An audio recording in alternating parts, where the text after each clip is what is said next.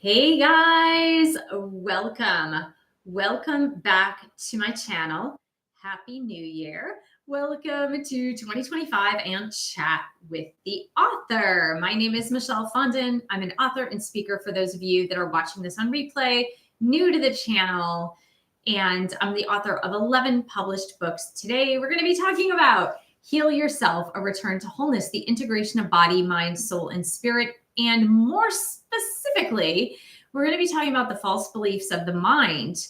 So the theme that I announced in my last vlog that I did last week, so if you have not yet viewed that, please do check it out. It's the Michelle Fondin author vlog number 8, I believe. So do check that out after this live stream. But I was talking about the theme for the videos for this year. So the theme for this year is exploring your inner world. The exploration of your inner world, not my inner world, but your inner world. And to that end, I'm going to be exploring all sorts of topics that are dealing with exploring your inner world. As some of you know, I've been writing a new book. It is called The 8 Limbs of Yoga for Modern Times, a practical guide to the Yoga Sutras of Patanjali. And that is all about yoga philosophy, but really what it's about is exploring your inner world. And so I thought I'd launch this year really talking about the mind, the false beliefs of the mind. Now, before I go into this, because I know that most people are going to be watching this on replay, it hasn't too much got in.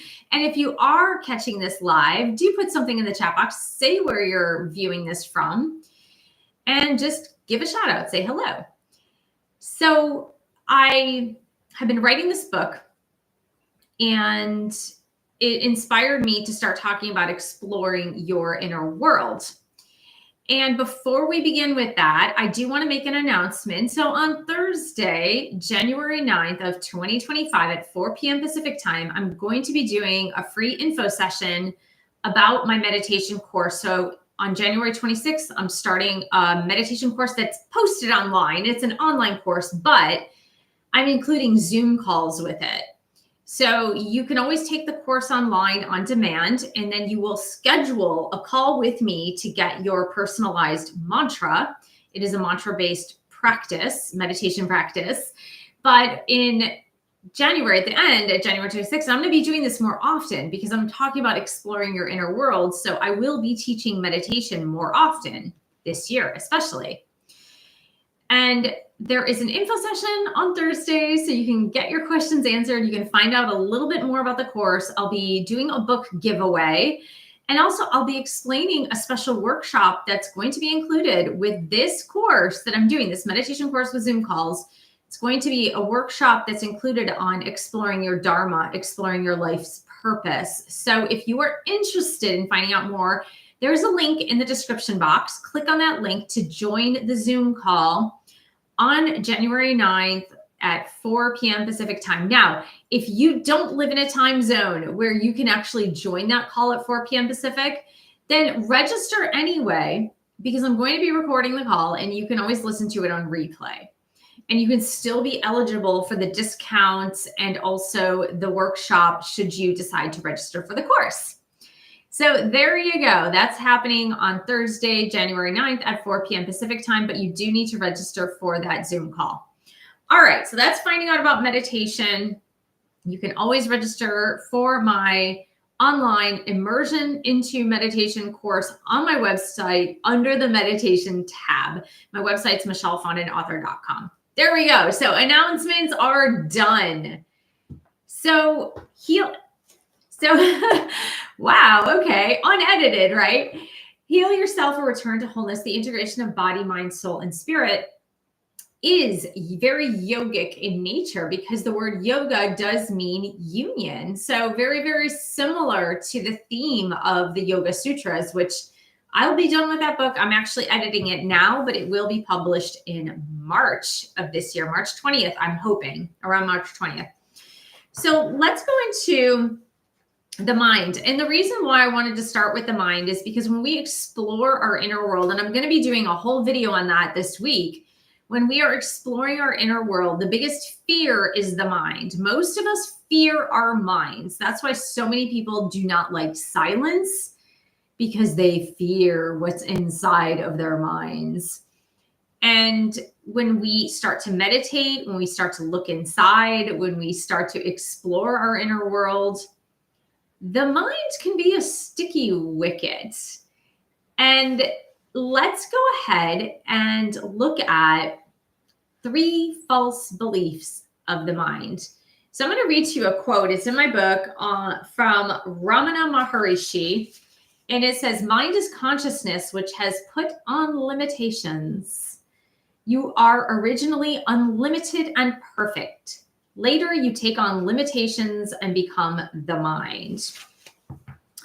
So the mind plays tricks on us, right? The mind can be troublesome, especially when we're trying to get quiet, when we start to meditate, and when we want to access our higher spiritual self. The mind is the reasoning component. It's also the chattery component inside of our heads, right? The mind never wants to shut up.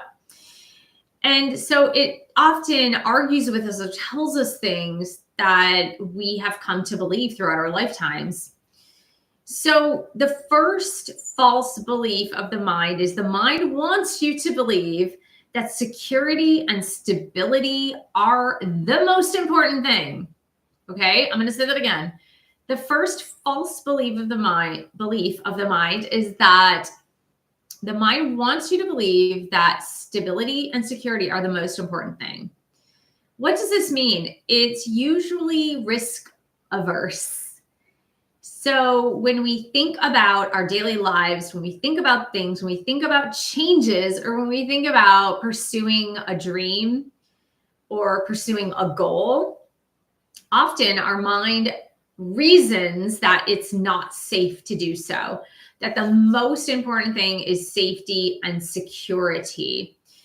And so that prevents us often from moving forward into what we really want and desire. So, for example, if you're really looking for a better job, a higher paying job, or a career change, the mind might trick you into staying in your current career, your current job, because it's telling you we need the security, we need the stability. So don't go taking that risk into getting another career, another job. It's too risky. And so the mind really wants you to stay put in that case and go for the stability and go for the security. Now, the mind, the intellect, and ego, as I teach in my meditation course, the mind and the intellect and the ego kind of work with each other, right? The intellect is the reasoning component. It's the judgment factor. It's like, this is good, this is bad, this is right, this is wrong. The mind is the chattery box, right? Always saying something. It has something to say. Like the really busybody neighbor might have something to say. So the mind always has something to say. And then the ego is the part of us that is the established sense of self in our physical body. Now, I always say the ego is not bad. The ego is not the villain. But the ego does tend to live in survivalist mode, and the ego tends to live in fear a lot of the times. So if your mind is telling you, no, we just need to stay safe, we need to not get hurt again, for example, in matters of love, we need to not move forward, then the mind is just playing tricks. It's trying to get you to not move forward. And I'm going to throw in an example there, because I spoke with a client today, and this was just like a reminder of something that when we go through a spiritual awakening, when we're on a spiritual journey, whether you came to that spiritual journey through a twin flame connection, as a lot of you have come to on my channel, or you've come to a spiritual awakening because of a certain thing that happened in your life, whether it was a breakup, a divorce, or something else like losing a job.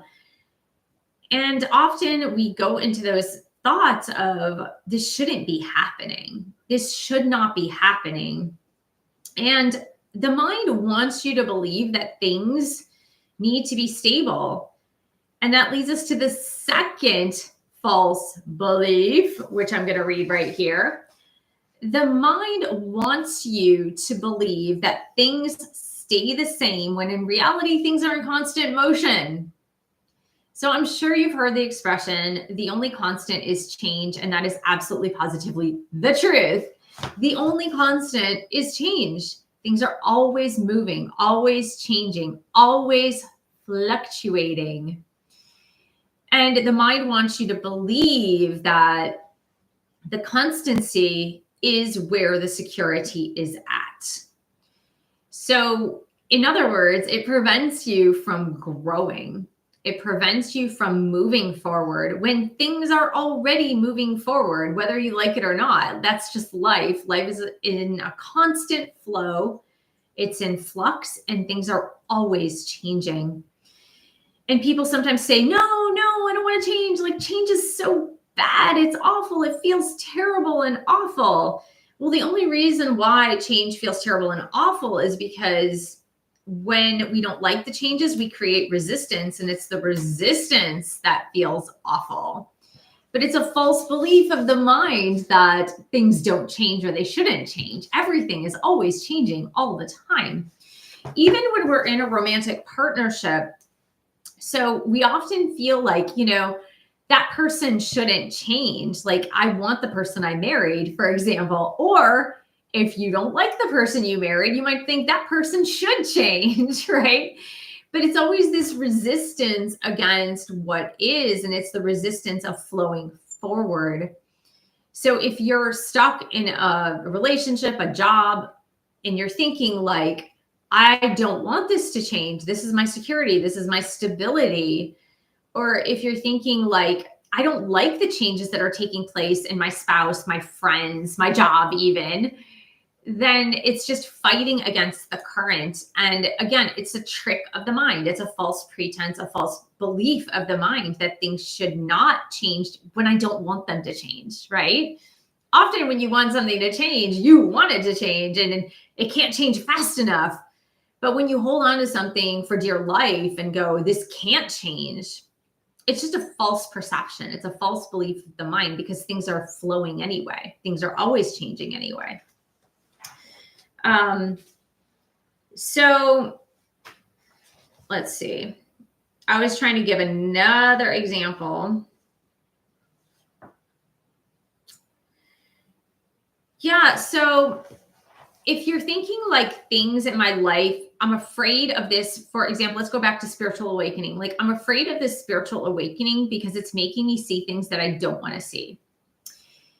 A lot of times when I'm coaching clients about their spiritual awakening, about the twin flame journey, for example, or other parts of their spiritual awakening, they often say to me, like, I liked it better back then before I was awake to my spiritual journey. Like, I liked my life back then. I was satisfied with my life back then. Everything felt okay with my life back then. And then I had this spiritual awakening and nothing seems okay. And I'm dissatisfied and I don't like it. And the reason why you feel satisfied and you don't like it is because your soul, your spirit was like, things are changing and you're awakening to the next level of who you are. And you're still trying to go back to the way things were and who you were before the spiritual awakening. And so that's why you're feeling dissatisfied, because you're trying to put the pieces together the way they were before your spiritual awakening, or trying to hold them together and maintain them together the way they were before your spiritual awakening. And that's just not the way a spiritual awakening works, or growth or change works at all. Because if things aren't growing, they're stagnating. And the next step after stagnating is disintegration, right? So if something isn't growing, moving forward, it's definitely stagnating and then it's disintegrating. So you really want growth. You want to move things forward and trying to hold together the pieces of something that you thought was, whether it's your life, your relationship, your job, your career, your perception on reality, then you're just fighting against the forward moving momentum and that growth. And that's why you're feeling discomfort and dissatisfaction. And that's the false pretense of the mind. The mind is like, things shouldn't change. I need to gain my stability. I need to have a stable perception of how things are in my life. And that's just a false belief, because Just go in for the ride. Things always change. Okay, so let's go to the third one. The mind will tell you that if you don't live up to society's standards and expectations, then you're not worthy. This is a huge one. This is humongous, humongous, humongous, humongous. Now, if you're just sitting there watching this live or watching this on replay and going, that's not me. If I'm watching your channel, Michelle, then I am not following society and society's expectations and the norm and the mainstream. Of course I'm not, because I wouldn't be listening to you if that were me. Well, the truth is that all of us, even myself included, on some level, give in or cave in to a societal expectation of some sort, right? We all have the need to fit in. We all have the need to be a part of a group, a tribe, a collective. We all have the need for love and connection. And it's really challenging to be an outlier. It's really challenging to be apart from the crowd, to be considered different and not following the mainstream. But the mind will really trick you into believing in paradigms that don't make sense for you. Now, remember, the exploration of your inner world, the exploration of your inner journey is your inner journey. Hey, Mike, thanks for joining. Welcome. So the exploration of your life, your inner journey, has to be everything about you. So, for example, I always get clients that are trying to fit their lives into a specific paradigm because they know that that is expected of them. So, for example, if I speak to someone who is of a certain religion and it is the societal expectation where they live to be with someone, to marry someone of that same religion, then that is a mold, that's a false perception, a false belief of the mind that they're trying to fit into, even though intuitively they know that that's not really correct for their lives, right? If they're trying to fit into a specific paradigm, for example, that you must go to college after high school, then they're trying to fit into a mold that society has expected for them. And it's creating a lot of discomfort, not only with them, but usually with the families. And that creates a lot of strife because the mind, they've been programmed to believe this is what you do. After high school, you go on to college. So I really believe that as you are awakening, part of the breaking free of these mental paradigms, really, because they're more mental paradigms than established paradigms. Mike says it's because of established practices. Yeah, of course, right? It's a belief is only something that is practiced, right? It's been practiced over and over again. So the mind wants you to believe I'm not worthy if I'm not fitting into this paradigm or to society's expectations or to my family's expectations or my friends' expectations or my job's expectations or what have you, right? There's so many paradigms that we're trying to morph into, to fit into, in order to remain connected to the people that we're with, right? And like I said, there's absolutely positively nothing wrong with that.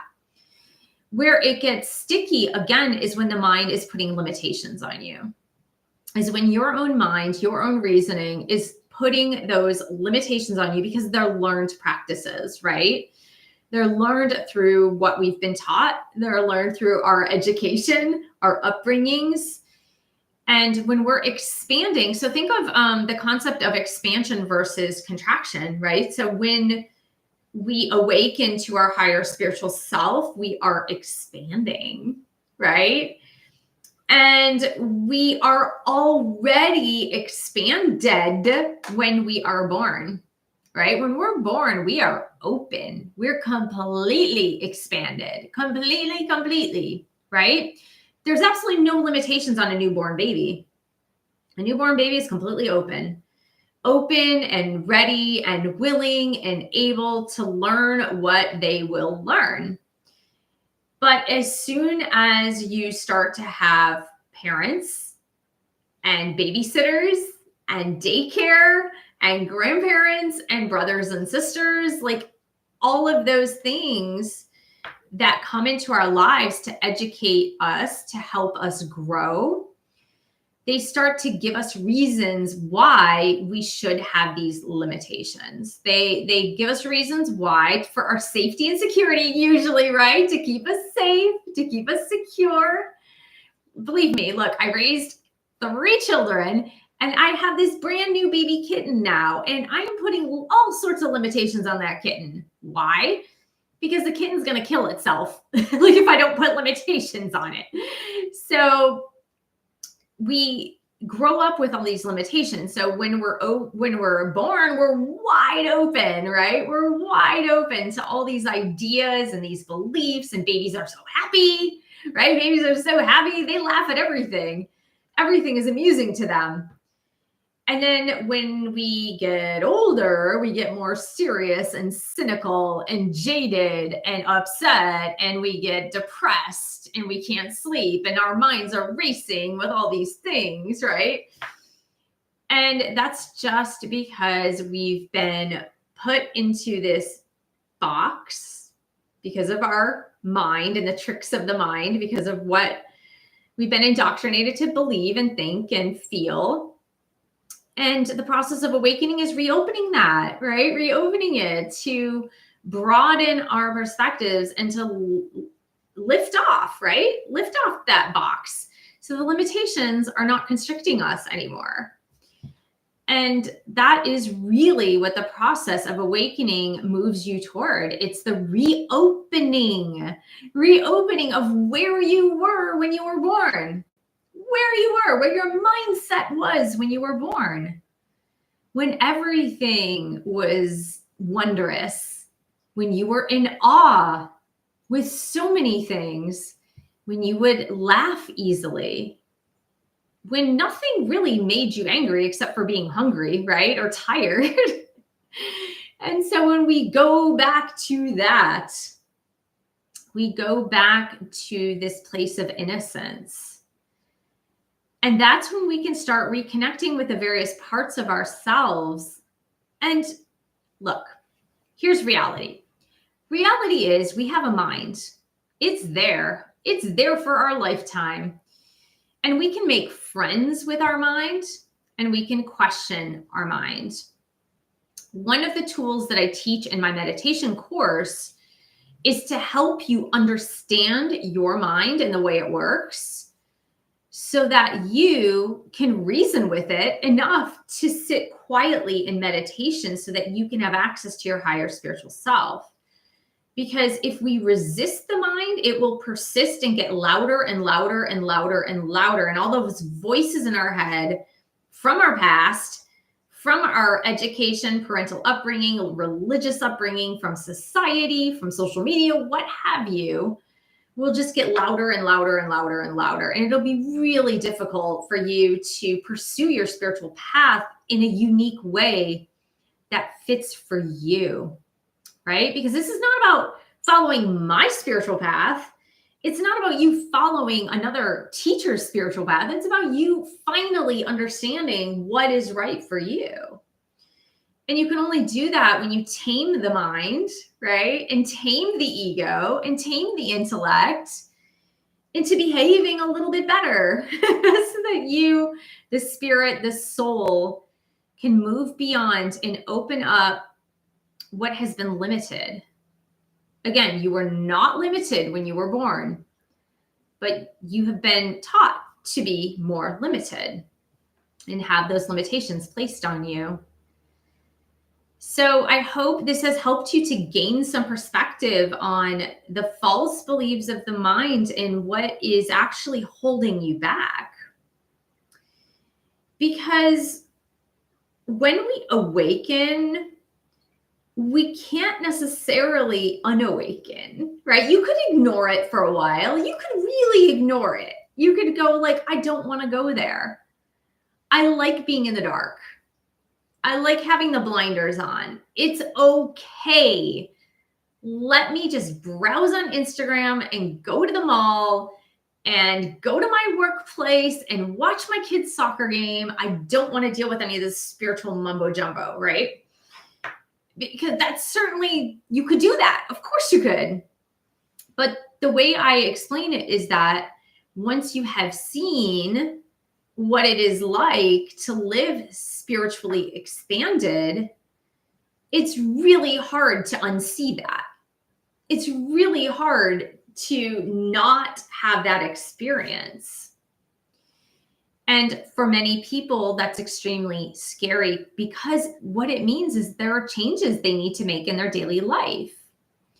And again, it goes back to that false precept of the mind, number 2, that nothing should change, right? Nothing should change. That takes away my stability and security. So when you can overcome that false precept of the mind and go, all right, this spiritual awakening happened. It happened for a reason. If changes must occur, then let them occur. And it doesn't mean you need to change things overnight. And in fact, I don't recommend you change things overnight. Let yourself ease into the new expanded version of you that you are.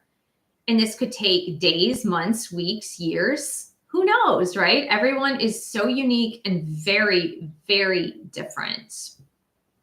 I tell my story a lot, and I'm not going to tell the complete story here. I can certainly tell it in another video, or perhaps on the meditation info call that I'm going to have on Thursday. But even though I had a huge awakening when I was about 29, 30, I did push it away for some time. Like, I explored it, but I tiptoed into it. And it really wasn't until about 2003 that I dove headfirst into it. So it did take me some time. It wasn't like I was like, everything's going to change right now. Like, I tried to make changes, then it backfired. So then that's when I was like, okay, let me just tiptoe around this right now. So it takes some time to have that expanded version of you versus the constricted, more narrow version of you that has been through your upbringing, right? And society and your education. So don't worry if it doesn't happen overnight, right? That's not the way it's going to go.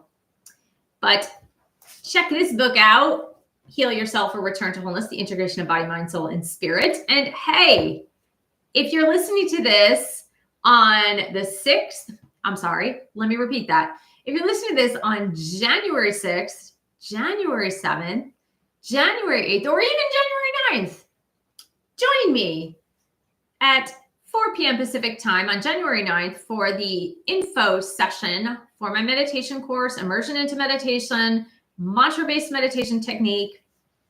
I'll give you all the information. I'm going to be giving away some books on that call, and you'll learn about the Dharma workshop included in that course, the free Dharma workshop, which is a bonus that I'm adding to this course here.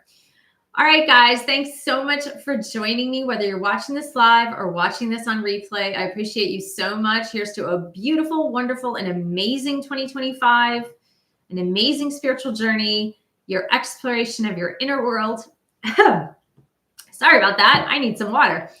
I will see you guys real soon. Please do subscribe to the channel below. Check out my books, and I'll see you in the next video. Bye.